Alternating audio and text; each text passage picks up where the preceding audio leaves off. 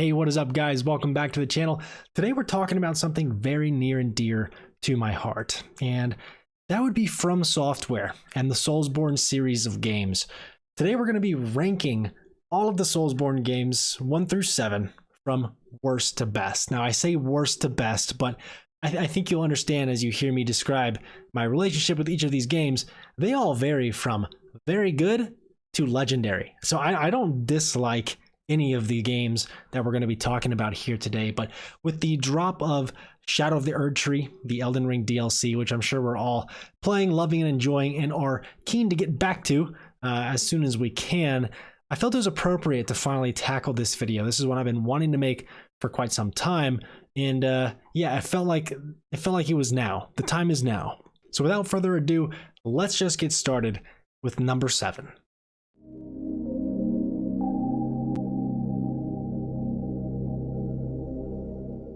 Now, Demon's Souls comes in at number 7, and on top of the criticisms that I'll list here, frankly, I think it's a fair placement, seeing as this is the first of the major Soulsborne entries. For me, it was a title that I felt obligated to play at least once, if for no other reason but to check it off my FromSoft bucket list. And it was a fine experience my first time through, with some notable bosses, solid enough level design, and cool lore to sift through. It was interesting to see the beginnings of what would become a favorite video game franchise of mine, and no, I'm not forgetting about Kingsfield. I just don't really see myself ever going that far back into the FromSoft catalog. But with Demon's Souls, the bones are all here. It became clear that FromSoft was just a few tweaks away from masterclass game design. The bright spots being the now iconic combat system, variety in the level aesthetics and atmosphere, shout out especially to the Prison of Hope, and of course the lore, which no FromSoft title is complete without. I definitely found all of the history, the culture, the people, the settings very interesting and an absolute blast to study. But what brings Demon's Souls down to the bottom spot for me is the healing system, which occasionally requires farming for moongrass, farming being a particular annoyance for me in any game, plus it can be easily abused in Demon's Souls, which takes a bit of tension out of the traversal. I found my pockets overflowing with healing items even in the earlier sections.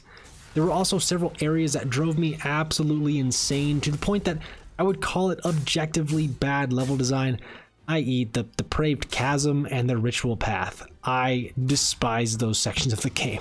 And maybe the most disappointing of all, the boss battles, which more often than not felt like gimmick fights rather than the traditional mano-a-mano clashes of skill. And I don't have a problem with a gimmick fight here and there, I would just prefer the majority of the boss fights not be that. Of course, there are some good ones like the Penetrator, the Flame Lurker, Old King Allant, but outside of those handful of fights, most felt like they were puzzles in need of solving. To me, it definitely felt like FromSoft had yet to realize what makes their more modern boss battles so iconic. All in all, a great game that I can easily recommend to others, but not one that I'm dying to replay myself. But to end on a high note, I have to say the PS5 remake of Demon's Souls is, to this day, the most beautiful game I've ever played.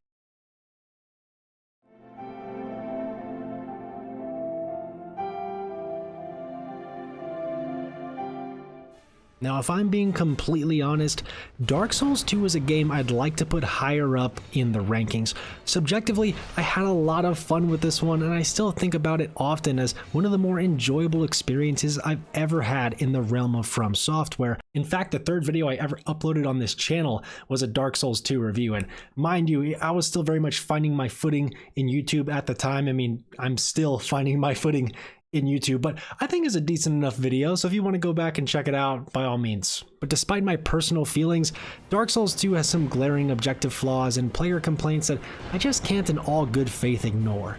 For one, hitboxes can be all over the place. If you think you're a safe distance away, you might as well take a few more steps back.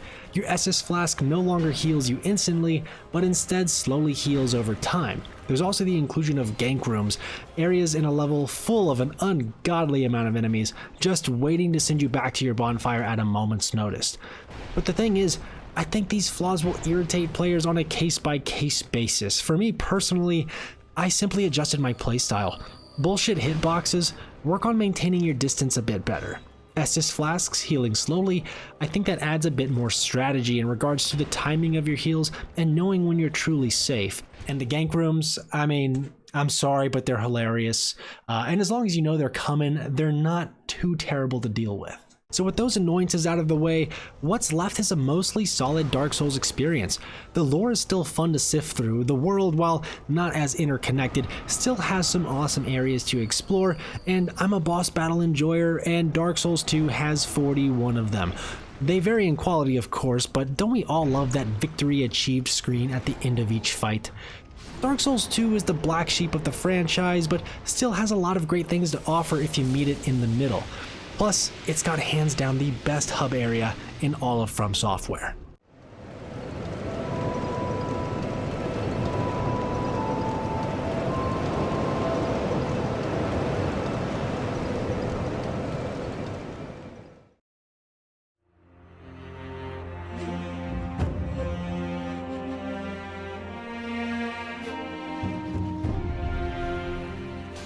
It honestly really pains me to place Sekiro in the number 5 spot, as this was actually my number 1 favorite Soulsborne title just a few years ago.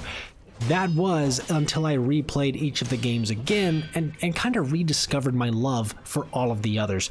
I found that each subsequent replay found Sekiro sliding a spot lower and lower on the list, but I hope this paints a picture as to how special this game was to me when I first played it.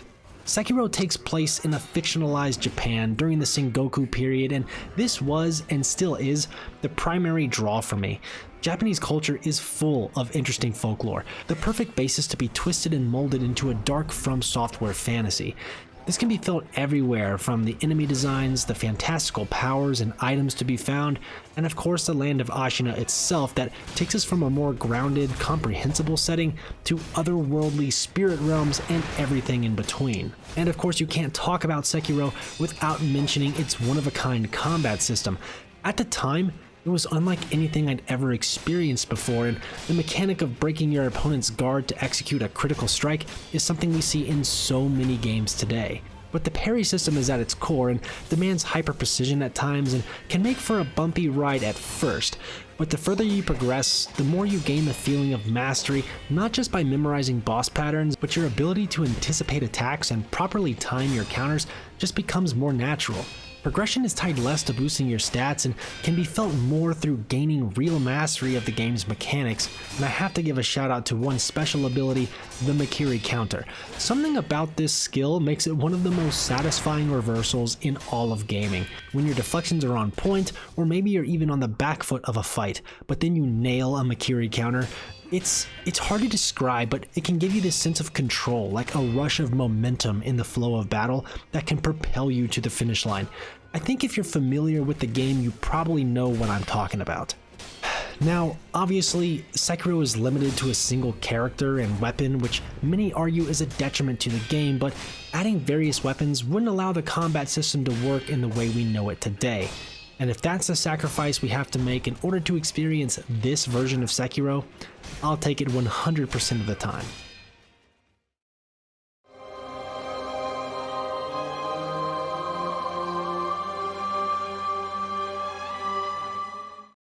Okay, Bloodborne at number 4 might be a bit blasphemous for some. And if you're one of those people, full respect, I totally get it. I do suggest you go look deeper into my thoughts with the full Bloodborne review I did on the channel just last year. It's one of my most popular videos and I'm honestly really proud of it, so definitely go take a look. But back to the game itself, Bloodborne was the last game in the Souls series that I got around to playing. In fact, it was just last year in 2023 that I finally checked it off my backlog, and it was a remarkable experience that has stuck with me ever since. And my desire for that coveted 60 FPS patch has only increased. That said, I had quite a few complaints regarding the first half of the game, and I'll reiterate, all of these issues stem from just the opening 8 to 10 hours. Firstly, I noticed a severe lack in environmental variety. I love the cold, dead cobblestone roads of Yharnam's inner city, but for that to be the only scenery we get for the first 10 hours, it started to get dull. I felt the major bits of story progression were too few and far between as well. In that sense, it really doesn't feel like the story truly begins to unfold until that 11th hour. I found the armor selection to be fairly limited as well, which led me to don the Gascoigne set for half the game, and I'm not a huge fan of blood vials as a consumable healing resource. As I mentioned with Demon Souls, anytime I have to stop and farm for healing items, I kinda check out of the game. It's not awful in Bloodborne, but I just prefer the flask system from the other games. But as I mentioned, all of these complaints are a total non-issue in the second half, and it's here that I feel the greatness of Bloodborne shines through. Environmental design aside, the way Yharnam and its surrounding areas connect and loop on top of each other is the best in the series, only behind the legendary Dark Souls 1, which I feel is a very high bar. The boss battles all range between good to great, but I did find some, like Amygdala, got hyped up super hard only to fall to the age-old tactic of slapping it on the butt.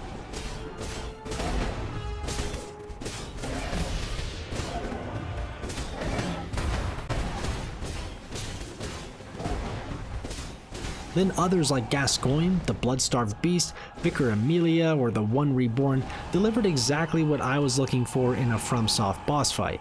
And please note, I've not played the Bloodborne DLC. I know, I'm going to get to it, I swear to you. The Bloodborne review video, I mentioned there that I had not played the DLC. The comments were flooded with people begging me to try the DLC. I'm going to get to it, honestly. What happened was I did not know Bloodborne was going to start a New Game Plus immediately after beating it.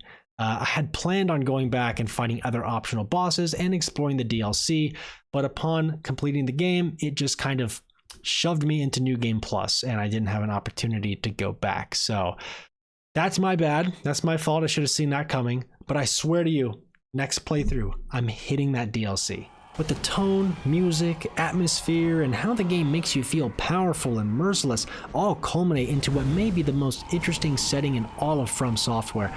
And do I even need to mention the plot twist of the Great Ones? The Lovecraftian horrors that manipulate the world of Bloodborne from the shadows. Only with enough insight are we finally able to perceive these godlike beings, and they're everywhere. The realization is horrific and mesmerizing.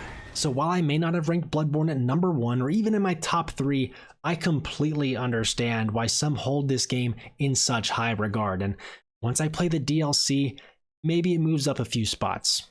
We'll see.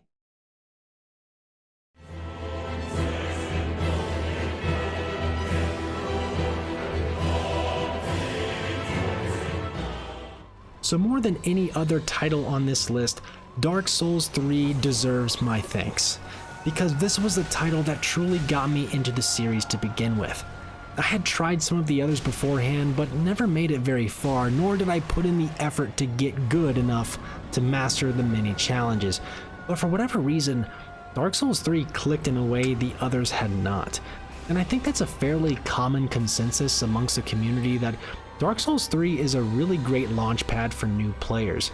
The visual style is gripping, the controls and movement are tight and responsive, the music is as powerful as any other in the franchise, and general progression and navigation are much more linear and streamlined.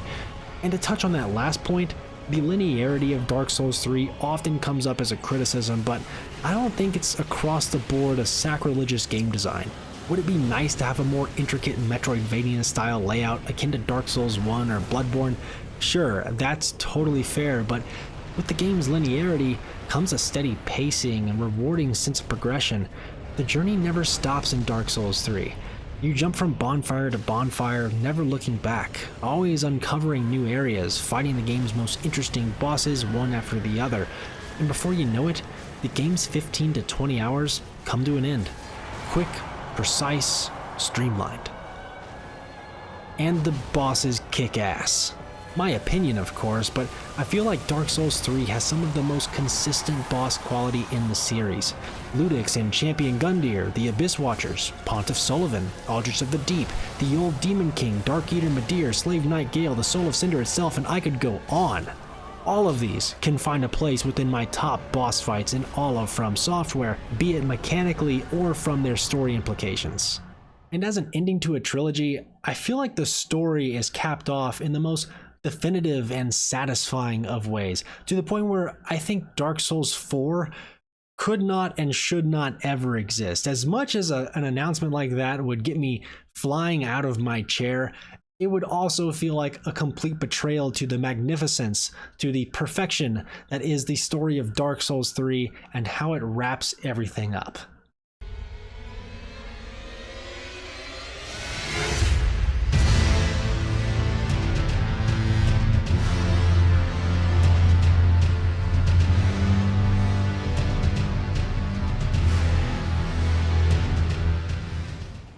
What can I possibly say about Elden Ring to convey its magnificence in a manner that hasn't been said a million times over? Honestly, I don't have the answer other than to say it was a level of addiction you only come across with a handful of games in your life. When I think back on Elden Ring, I don't remember it as a game, but more as a period in time. You see, my day-to-day was completely altered while playing Elden Ring. It was something that I thought about constantly, even when I stepped away from the controller. From the moment I left my house for work to the moment I got to sit down and get back to the lands between, I would always be thinking of what region I was going to explore next, strategies to beat the current boss I was stuck on, or the lore implications of what I discovered during my recent session. Same can be said for when I stepped away to eat meals, take a shower, or when I freaking slept. Yes, I dreamed about Elden Ring, which, as I said, is a level of fascination you only get with a select few titles. And if you played Elden Ring, you probably understand, or maybe you had the exact same experience as I did. The sense of exploration, the visuals, story, combat, it's all there. The sheer scope of the map with areas to comb over both above and below ground, and the ability to fill that map with an abundance of interesting content. The way FromSoft adapted their legendary formula to the open world format so flawlessly on their first attempt is a marvel in and of itself. And sure, they cut some corners with things like repeat bosses and the catacombs do get stale and repetitive after a while, but if those are the biggest reservations we have with the game, they've achieved something truly remarkable.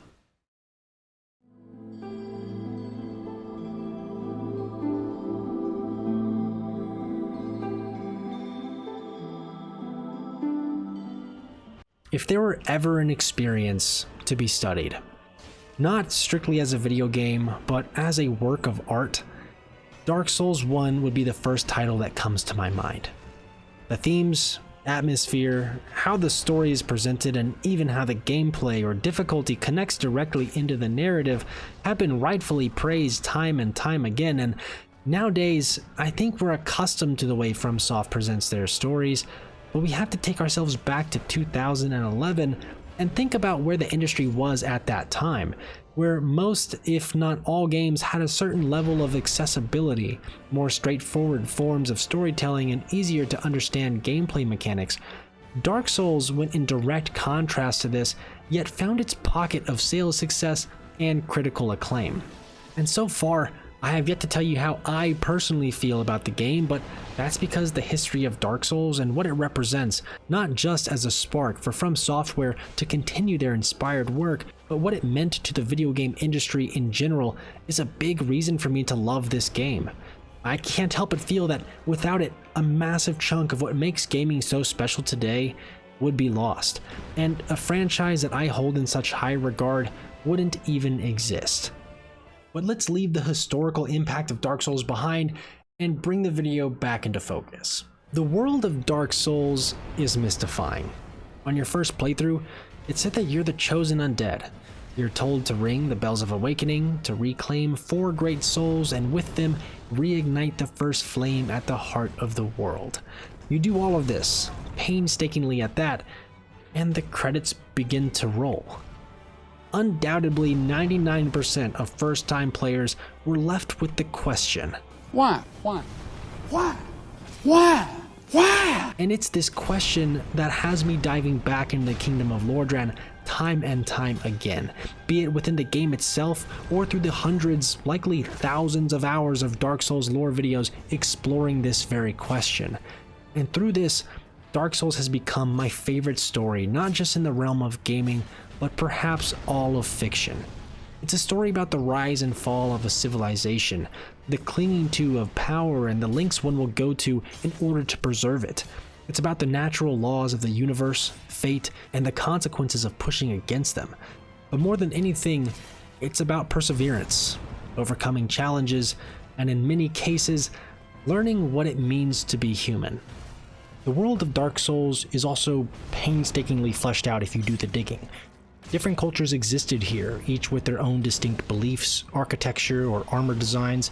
The decisions made by those in power had tangible consequences, like the Witch of Izalith's botched attempt to recreate the First Flame, which destroyed their civilization and birthed the demon race. Enemy and item placement is not done without very careful consideration. If you find a chest hidden behind an illusionary wall that's filled with occult weapons and armor, guess what? There's an entire story to be told here. And of course, there are threads left unanswered in Dark Souls 1 that carry on to the later games that are just as interesting, sometimes more so than the main quest you've been on the entire time. And it's not just about the story, but the lessons it can teach you and how they can be applied to your perception of the real world that makes it transcend the simple descriptor of video game. It's not the only title in history to do this, of course, but it's certainly one that has stuck with me the most. So this, more than anything, is what I love about Dark Souls 1, but obviously it has so much more to offer. Graphically, I think the game holds up really well. The low poly visuals of the time add a bit of eeriness to an already dark and gloomy setting. Enemy models and designs are up there with the best in the series. I mean, just look at these guys. The looping Metroidvania-style map design is one of the best in all of gaming and has not been topped within the Soulsborne series despite the valiant attempt from Bloodborne. The use of silence within the game world and the impact that gives each piece of music when the developers decide to use it, and the combat itself, which, despite having been improved upon, still feels timeless to me. Tight iframe dodges with the deliberate swing animations. The lock-on system does constrict your movement, which would be the primary thing I'd like to be changed if it could, but other than that I really don't have any issues with the movement and the combat. Some also say the second half of Dark Souls is rushed, unfinished, and a step down from what's presented in the opening, and while all of those statements may be true, I once again feel that the severity of those feelings will differ from person to person. I don't really have a problem with the second half of Dark Souls 1, while others claim it to be the worst thing FromSoft has ever created. I tend to focus on the excellent character writing, the joys of exploration, the insane creature design, the build variety, and therefore the replayability, the dread of defeat, the painful runbacks we sometimes face, but then followed up by the triumph of victory. And man, I've got to give some love to the community that has been built around it all. Because yes, the Dark Souls community and what is now the From Software community is one of the best out there, period. So say what you will about Dark Souls 1, as no, it's not a perfect game, and From Software has iterated on this formula several times over at this point, but returning to Lordran, it just feels more special to me than any other. Because remember, Dark Souls 1 should not be judged simply as a video game, or at least not in my eyes. It should be judged as a work of art. So ladies and gentlemen, I think that's all I've got for you here today, but of course I would love to hear how your list may differ from mine down below. So leave a comment, like, subscribe, share the video around. Thank you so much for watching, and don't you dare go hollow. Peace.